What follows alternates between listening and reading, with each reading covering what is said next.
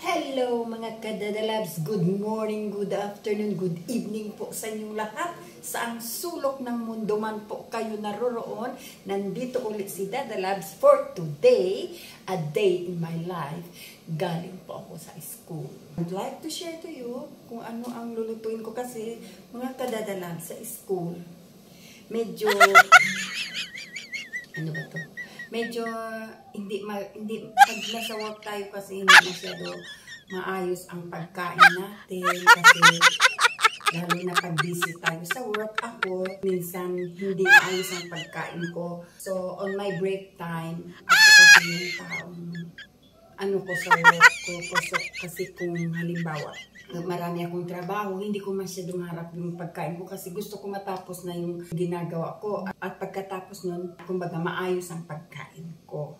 So pagkatapos namin sa work, gutom na gutom ako. So ngayon, nag-crave ako mga kadadalabs ng pansit gisado. So ngayon, wala akong pansit. Alam niyo mga kadadalabs, marunong ako gumawa ng fresh egg noodle.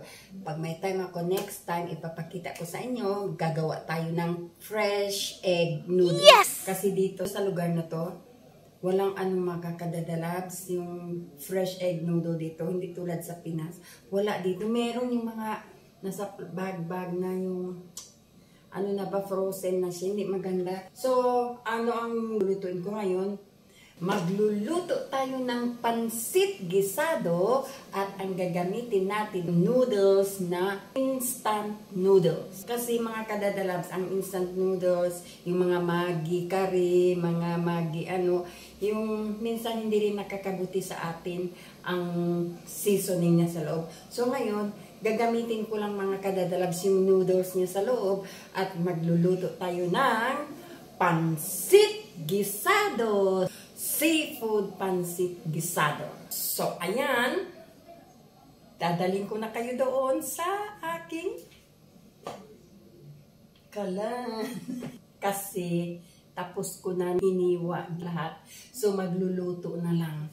But before that, ipakita ko sa inyo ang instant noodles. Ito mga kadadalabs. Yan. Dadalhin ko na kayo doon para makita niyo kung anong pagluto, paano pagluto. Ipakita ko sa inyo ang sangkap ng aking pansit gisado. Tararan! So, ayan mga kadadalabs, ang ating sangkap para sa ating pansit gisado. Meron ako dito, anong tawag dito? Yung mix, frozen yan.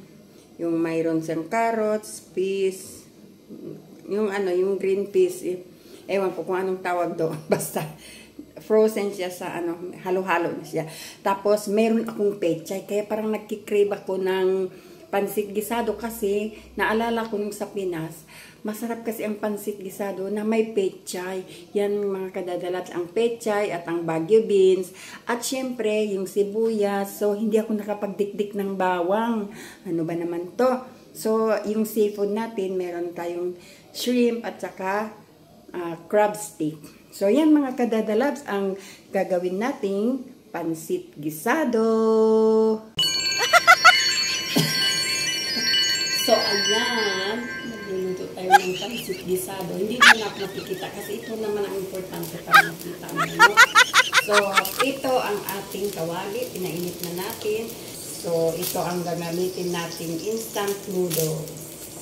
Gagawin natin seafood pansit gisado. So, lagyan na natin ng mantika. Hindi masyado marami, konti lang. So, ilagay na natin ang sibuyas.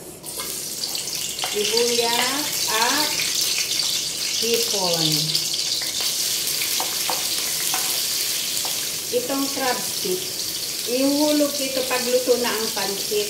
Parehas sa dahon ng pechay. So, ayan mga kadadalabs, ang ating shrimp. Ito na natin. And then, lagyan na natin ng, ito pala. Naku, muntik ko nang makalimutan. Ito. Ayan. Yung vegetable natin.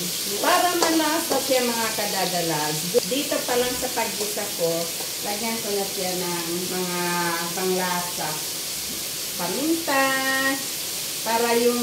ihalo natin sa pansit, magkakaroon ng lasa siya. Ilagyan natin ng black pepper. So, ihulog ko na ang Baguio beans ba ito? Ewan ko kung anong tawag dito. Basta Baguio beans. Yan. So, nangangatam na ako mga kadadalabs ng pansit gisado. At ihulog na rin natin ang tangkay. Ang tangkay ng pechay.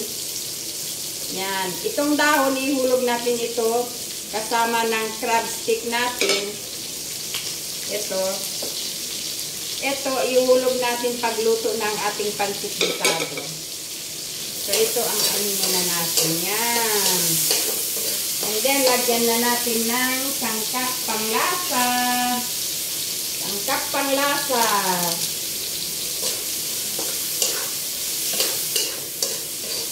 Yan.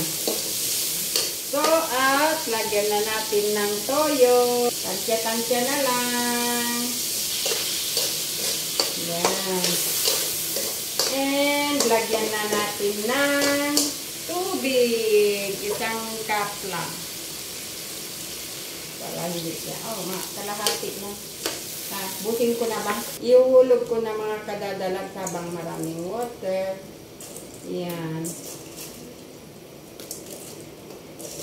At alam niyo ba mga kadadalags, hindi natin ito hahaluin. Instead, ay tatakpan natin siya. Saka na natin haluin, parang i-steam muna natin siya. Ganyan. Let it simmer mga kadadalags. Nag-crave talaga po mga kadadalags ng pansit gisado. Nag-crave ako ng pansit gisado kasi kahit walang pansit tayo mga kadadalags. So, naghanap ng paraan. So, meron naman, alhamdulillah, meron naman mga gamit-gamit pa tayo dito sa fridge na kunti-kunti, yung mga tira-tira, yung mga seafood. So, ayan. At may noodles tayo. Mabuti na rin para hindi na kami makakain siya ng instant noodles sa pack. Kasi minsan hindi rin yung maganda. So, ginawa ko na lang siyang pansit gisado. So, parang ano na yata, parang lumambot na. So, haluin na natin mga kadadalabs. Haluin na natin. Hihi! So, matigas-tigas ang pansit. Mabuti na rin para hindi maglapot yung pansit. Yan. So, mabuti pa magdagdag tayo ng tubig kesa lalapot siya. Dadagdagan na lang natin ng tubig kasi matigas pa ang kanton. Tingnan niyo mga kadadalas. Matigas-tigas pa yung pansit. Takpan-takpan natin para lalambot. Yan. So, titingnan na natin mga kadadalas. Yan. Yan. Yan yung mga kadadalas. So, ang sarap niya ng pansit gisado. So, pwede na natin ihalo ang ating pechay leaves. Unahin ko muna ang pechay leaves kasi itong crab stick mawawala siya. Kung mawawala ka. Yan. So, palitin na natin ang apoy para hindi ma-dikit. Yan. Okay, mga kadadalas. Ang ating pansit gisado. So, ilagay ko na ang crab stick.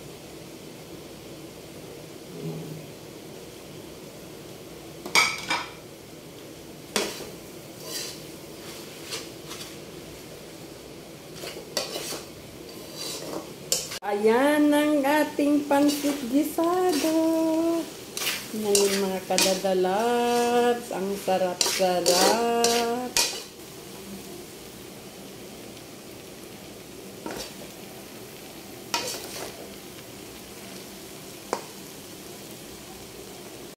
O ayan mga kadadalabs, ang ating pansit gisado.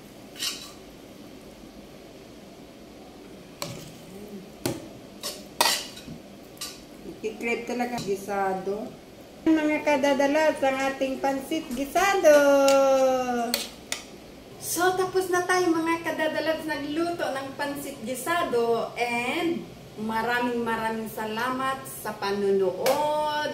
At sana ay nakakuha kayo ng kahit konting kaalaman sa pagluto ng pansit gisado.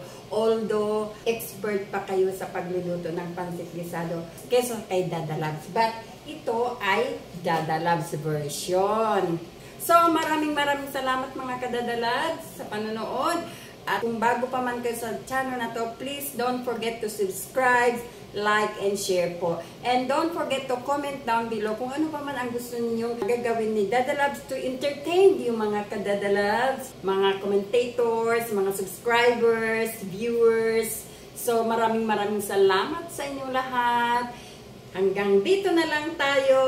Pagkatapos nito mga Kadada Labs, matutulog ako kasi this is after work. Mga anong oras na kaya? Tingnan natin mga Kadada Labs, ha? Oh, it's already 4:30 p.m. So, nakauwi ako kanina. Gutom na gutom ako. Nakikrave ako ng pansit gisado. So, ngayon, well done! So, makakain na tayo ng pansit gisado. Thank you so much mga Kadada Labs. So, hanggang dito na lamang. Maraming salamat. Magandang umaga, araw, tanghali, hapon, gabi, at hating gabi sa inyong lahat. Saang sulok ng mundo man po kayo naroon, nandito si Dada Labs sa ating kusina at nagpapasalamat ng magandang araw at gabi sa inyong lahat. Don't forget to subscribe to Dada Labs para maalis ang inyong stress. Huwag nang ma-stress. Bye! Mwah!